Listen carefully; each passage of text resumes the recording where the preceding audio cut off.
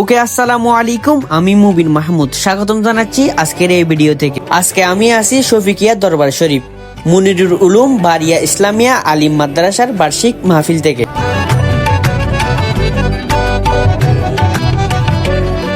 প্রতি বছরের ন্যায় এবছরেও আঞ্জুমানে বারিয়া মুনিরিয়া আহমদিয়া বাংলাদেশের উদ্যোগে 3 দিন ব্যাপী ঐতিহাসিক পবিত্র জশ্নে ঈদে মিলাদুন্নবী সাল্লাল্লাহু আলাইহি ওয়াসাল্লাম ও মুনিরুল উলুম বারিয়া ইসলামিয়া আলিম মাদ্রাসার 25তম বার্ষিক মাহফিল। উক্ত মাহফিলে সভাপতিত্ব করেন রাহনুমায়ে শরীয়ত ও তরিকত হাদিয়ে দিনু মিল্লাত হযরতুল হাজ শাহ সুফি মাওলানা চৌধুরী মোহাম্মদ শফিকুল ইসলাম মুনিরি সাহেব কেবলা মাতাজিলুল আলী। পবিত্র ঈদে মিলাদুন্নবী সাল্লাল্লাহু আলাইহি ওয়াসাল্লাম মুসলিম উম্মাহের জন্য এক পরম আনন্দ ও পবিত্রতার দিন। এই মহান দিনে প্রিয় নবী হযরত মুহাম্মদ সাল্লাল্লাহু আলাইহি ওয়াসাল্লামের ধর্ম ও জীবনাদর্শ স্মরণে অনুষ্ঠিত হলো এক হৃদয়স্পর্শী মিলাদুন্নবী মাহফিল। ধর্মপ্রাণ মুসলমানদের স্বতঃস্ফূর্ত উপস্থিতিতে মাহফিলটি পরিণত হয় এক অনন্য ইমানি সমাবেশ।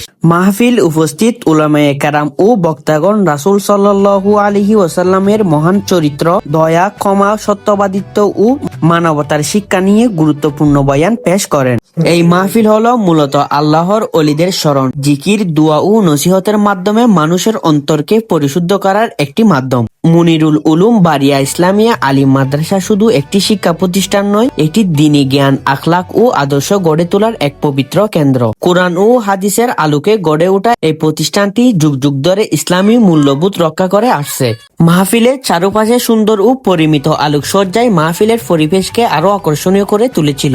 শফিকিয়া দরবার শরীফে অনুষ্ঠিত এই ঈদে মিলাদুন্নবী সাল্লাল্লাহু আলাইহি ওয়াসাল্লাম শুধু একটি ধর্মীয় আয়োজন নয়, এটি ছিল নবী প্রেম, ইমানি জাগরণ ও ভ্রাতৃত্ববোধের এক উজ্জ্বল দৃষ্টান্ত।